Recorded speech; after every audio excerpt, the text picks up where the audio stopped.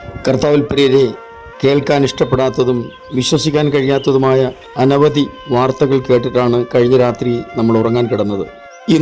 ഇനി ഈ പകൽ എന്തെല്ലാം കേൾക്കേണ്ടി വരും നമുക്കറിയുകയുമില്ല. എന്നാൽ ഇന്നയോളം പിശാചിൻ്റെ കെണിയിൽപ്പെടുത്താതെ നമ്മെ സൂക്ഷിച്ച് വഴി നടത്തിയ സർവശക്തനായ ദൈവത്തിന് സകല മഹത്വവും കരയറ്റിക്കൊണ്ട് ഈ ദിവസവും നമുക്ക് ആരംഭിക്കാം.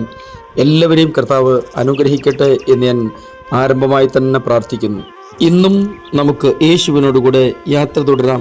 ചില നിമിഷങ്ങളിലെ തുടർധ്യാനത്തിനായി 91 സങ്കീർത്തനം 14 വാക്യം വായിക്കട്ടെ. അവൻ എന്നോട് പറ്റിയിരിക്കയാൽ ഞാൻ അവനെ വിടുവിക്കും, അവൻ എൻ്റെ നാമത്തെ അറിയയാൽ ഞാൻ അവനെ ഉയർത്തും. ഓരോരുത്തരും അവരുടെ സ്വഭാവത്തിൻ്റെ ഏറ്റവും വലിയ രൂപാന്തരം ലഭിക്കേണ്ടത് അവരുടെ കുടുംബത്തിൽ നിന്ന് തന്നെയാണ്. അതിന് മാതൃകയാകേണ്ടത് ഒന്നാമതായി അവരുടെ മാതാപിതാക്കളും. ചെറിയ പ്രായത്തിൽ തന്നെ കുഞ്ഞുങ്ങൾക്ക് ലഭിക്കുന്ന അഭ്യസനങ്ങൾ അത് തീർച്ചയായിട്ടും ഒരു വലിയ മുതൽക്കൂട്ട് തന്നെയാണ്.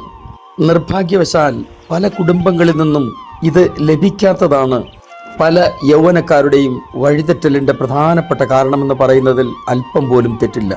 ഓരോ ദിവസവും നമ്മൾ കാണുകയും കേൾക്കുകയും ചെയ്യുന്ന വാർത്തകൾ അത്ര സന്തോഷകരമല്ല എന്ന് പറയുന്നത് തീരെ തെറ്റാണ്. തികച്ചും സന്തോഷകരമല്ല. പലതും നമുക്ക് വിശ്വസിക്കാൻ പോലും കഴിയുന്നില്ല. ഇത്തരം സാമൂഹിക തിന്മകൾ ആവർത്തിക്കപ്പെടാതിരിക്കണമെങ്കിൽ ബാല്യത്തിലെ തന്നെ കുഞ്ഞുങ്ങളെ ദൈവവിശ്വാസത്തിൽ വളർത്തുവാൻ ശ്രമിക്കണം. കുറേ വർഷങ്ങൾക്ക് മുമ്പൊക്കെ മിക്കവാറും എല്ലാ വീടുകളിലും രാവിലെയും വൈകുന്നേരവും നിർബന്ധമായും കുടുംബ പ്രാർത്ഥന ഉണ്ടായിരുന്നു. തിരുവചന പഠനവും പാരായണവും ധ്യാനവും ഒക്കെ ഉണ്ടായിരുന്നു. ഇന്ന് ആർക്കും സമയമില്ല. 5 വയസ്സുകാരൻ്റെ കയ്യിലും, ഒരുപക്ഷെ ആ വീട്ടിൽ ഒരു 100 വയസ്സുകാരുണ്ടെങ്കിൽ ആ 100 വയസ്സുകാരൻ്റെ കയ്യിലും അവർ കരുതിയിരിക്കുന്ന മൊബൈൽ ഫോണാണ് അവർക്ക് എല്ലാറ്റിനും ആശ്രയമായിരിക്കുന്നത്. അതുകൊണ്ട് എന്തു സംഭവിച്ചു?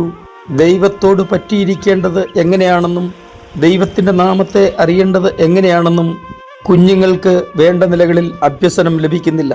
വിശുദ്ധ വേദപുസ്തകത്തിലെ പല പരാമർശങ്ങളും 2 വ്യക്തികൾ തമ്മിലുള്ള വ്യക്തിബന്ധം പോലെ തന്നെ അരക്കിട്ടുറപ്പിച്ച നിലയിലാണ് ദൈവവുമായുള്ള ബന്ധത്തെക്കുറിച്ചും രേഖപ്പെടുത്തിയിരിക്കുന്നത്. ചില പ്രശ്നങ്ങളൊക്കെ ഉണ്ടാകുമ്പോൾ ചിലരെ ആ പ്രശ്നം പറഞ്ഞു തീർക്കാനായിട്ട് ഉപയോഗപ്പെടുത്തും, അല്ലെങ്കിൽ നിയോഗിക്കും. കാരണം ആ ആള് പറഞ്ഞാൽ ഇവർ അനുസരിക്കും എന്നത് നല്ല ബോധ്യമാണ് സമൂഹത്തിന്. ഈ ആളിൻ്റെ, ഈ ഒത്തുതീർപ്പിന് വേണ്ടി വരുന്ന ആളിൻ്റെ വലിയൊരു സ്വാധീനം ഇവരുടെ മേലുണ്ട്. അതായത് ഞാൻ മുമ്പേ പറഞ്ഞതുപോലെ 2 വ്യക്തികൾ തമ്മിലുള്ള ബന്ധത്തിൻ്റെ ദൃഢത. ഈ നിലയിൽ ദൈവവും മനുഷ്യനും തമ്മിൽ ഒരു ദൃഢമായ ബന്ധം സൃഷ്ടിച്ചെടുക്കാൻ കഴിഞ്ഞാൽ 91 സങ്കീർത്തനത്തിൻ്റെ 1 വാക്യത്തിൽ പാട്ടുകാരൻ പാടുന്നത് പോലെ ദൈവം ആരാണെന്നും എന്താണെന്നും ദൈവത്തിൻ്റെ കരുതലും സംരക്ഷണവും ഏതെല്ലാം നിലകളിൽ നമുക്ക് വേണ്ടി വെളിപ്പെട്ട് വരുമെന്നും തിരിച്ചറിയാൻ കഴിയും. ദൈവത്തെ വേണ്ട നിലകളിൽ അറിഞ്ഞ ഒരു വ്യക്തി പാടിയ ഒരു പാട്ടാണിത്. ദൈവത്തിൽ ആശ്രയിക്കുന്ന ഒരാൾ ധൈര്യത്തോടെ പറയും, ദൈവം എൻ്റെ സങ്കേതമാണ്, എൻ്റെ കോട്ടയാണ്, ഞാൻ ഈ ദൈവത്തിൽ ആശ്രയിക്കുന്നു എന്ന്. ദൈവത്തിൽ ആശ്രയം വയ്ക്കുന്നത് കൊണ്ട് കെണികൾ ഉണ്ടായില്ല എന്നല്ല, വേട്ടക്കാർ ഇല്ലാതെ പോകുമെന്നുമല്ല, നാശകരമായ മഹാമാരി ഉണ്ടാകത്തില്ലെന്നും രേഖപ്പെടുത്തിയിട്ടില്ല. എന്നാൽ ഇതിൻ്റെ എല്ലാം മധ്യത്തിൽ ദൈവിക കരുതൽ നമുക്ക് മനസ്സിലാക്കാൻ പറ്റും.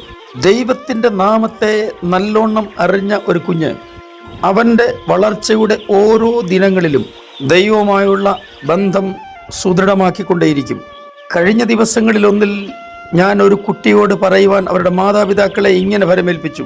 നമ്മുടെ പല കുഞ്ഞുങ്ങളും സ്കൂളുകളിലൊക്കെ പോകുന്നത് വീടിൻ്റെ പടിക്കൽ നിന്ന് തന്നെ അവർക്ക് യാത്ര ചെയ്യുവാൻ സ്കൂൾ ബസ് ക്രമീകരിച്ചിട്ടുണ്ട്.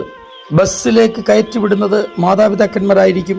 ബസ്സിനകത്തും അവരെ നിരീക്ഷിക്കാൻ ആളുണ്ടാവും. എന്നാൽ അതേ സ്കൂളിൽ എല്ലാ കുഞ്ഞുങ്ങളും ഇങ്ങനെ സ്കൂൾ ബസ്സിലായിരിക്കില്ല വരുന്നത്. സ്വന്തം പോക്കറ്റ് വീർപ്പിക്കണം എന്ന ഒറ്റ ഉദ്ദേശത്തോടെ ആര് നശിച്ചാലും കുഴപ്പമില്ല എന്ന് വിചാരിച്ച് മയക്കുമരുന്നുകൾ വിപണനം ചെയ്യുന്ന ആളുകൾ നമ്മുടെ ദേശത്തുണ്ടല്ലോ. അവരുടെ പിടിയിൽ കിട്ടുന്ന ഒരു കുഞ്ഞിൻ്റെ കയ്യിൽ ഏതെങ്കിലും നിലയിലുള്ള ഒരു മയക്കുമരുന്ന് കലർത്തിയ മുട്ടായി അല്ലെങ്കിൽ മിഠായി കൈ കൊടുത്താൽ ഇത് അറിയാതെ ഈ കുഞ്ഞ് വാങ്ങി ഭക്ഷിക്കും. തന്നെയുമല്ല, ഒരെണ്ണം അധികം കയ്യിലുണ്ടെങ്കിൽ സ്കൂളിൽ വരുന്ന മറ്റൊരു കുട്ടിക്ക് കൊടുത്തെന്നും ഇരിക്കും. അപ്പോൾ ഞാൻ ഈ മാതാപിതാക്കളോട് പറഞ്ഞു, നിങ്ങളുടെ കുഞ്ഞിൻ്റെ ഏറ്റവും അടുത്ത സുഹൃത്താണ് തരുന്നതെങ്കിൽ പോലും അപരൻ്റെ കയ്യിൽ നിന്ന്, മറ്റൊരു കുട്ടിയുടെ കയ്യിൽ നിന്ന് ഇങ്ങനെ ഒരു ചെറിയ മധുരം പോലും വാങ്ങരുത്. അതിൻ്റെ അർത്ഥം കുട്ടികൾ തമ്മിൽ ബന്ധം വേണ്ടെന്നല്ല, അവർ തമ്മിൽ ഇടപാടുകൾ വേണ്ടെന്നോ കൊടുക്ക വാങ്ങലുകൾ വേണ്ടെന്നോ അല്ല. അബദ്ധത്തിൽ ചാടാതിരിക്കാൻ ഞാൻ പറഞ്ഞു എന്ന് മാത്രമേ ഉള്ളൂ. എത്രയോ നിരപരാധികളായ കുഞ്ഞുങ്ങളാണ് ഇങ്ങനെ കെണിയിൽപ്പെടുന്നത് എന്നറിയാമോ? ഇങ്ങനെയുള്ള പ്രശ്നങ്ങൾക്ക് ആകെ ഒരു പരിഹാരം എനിക്ക് നിർദ്ദേശിക്കാൻ കഴിയുന്നത് കുഞ്ഞുങ്ങളുടെ വളർച്ചയുടെ ഓരോ ഘട്ടങ്ങളിലും അവർക്ക് ദൈവത്തെ അറിയുവാൻ അവസരമുണ്ടാക്കി കൊടുക്കുക, ദൈവത്തോട് പറ്റിയിരിക്കാൻ അവരെ പഠിപ്പിക്കുക. അങ്ങനെ വരുമ്പോൾ ഇങ്ങനെയുള്ള ഏത് കെണിയിൽ നിന്നും കുഞ്ഞുങ്ങൾക്ക് മോചനം ലഭിക്കും. മാതാപിതാക്കൾക്ക് സമൂഹത്തോട് വലിയ കടപ്പാടുണ്ട്. നിങ്ങളൊക്കെ പലരും ഒത്തിരി ജോലി തിരക്കുകളുള്ളവരാണ്, ശരി തന്നെയാണ്. എന്നാൽ ചെറിയ ഒരു അശ്രദ്ധ മതി നമ്മുടെ തലമുറകൾ വഴുതിപ്പോകുവാൻ. ആകയാൽ തിരുവചനം നമ്മെ പഠിപ്പിക്കുന്നത് പോലെ ബാലൻ നടക്കേണ്ടുന്ന വഴിയിൽ അവനെ അഭ്യസിപ്പിക്കണം. അത് നമ്മുടെ കടമയാണ്, നമ്മുടെ ഓരോരുത്തരുടെയും ആവശ്യമാണ്. ഞാൻ നിങ്ങൾക്കൊണ്ട് പ്രാർത്ഥിക്കുന്നു. സ്വർഗീയ പിതാവേ, എല്ലാ പ്രിയപ്പെട്ടവർക്കായിട്ടും സ്തോത്രം ചെയ്യുന്നു. എല്ലാ കുഞ്ഞുങ്ങളെയും അങ്ങയുടെ കരങ്ങളിൽ തരുന്നു. അങ്ങയോട് പറ്റിച്ചേർന്ന് ജീവിപ്പാൻ ഞങ്ങളെ എല്ലാവരെയും, ഞങ്ങളുടെ എല്ലാ കുഞ്ഞുങ്ങളെയും സഹായിക്കുമാറാകണം. യേശു ക്രിസ്തുവിൻ്റെ പൊന്നുനാമത്തിൽ തന്നെ ആമേൻ.